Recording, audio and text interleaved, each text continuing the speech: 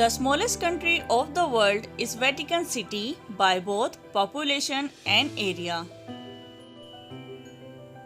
The area of this country is only 0.44 square kilometer. You can walk around the whole country in less than an hour.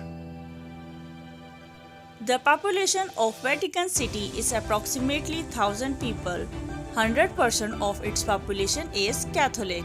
The state is completely ruled by the popes.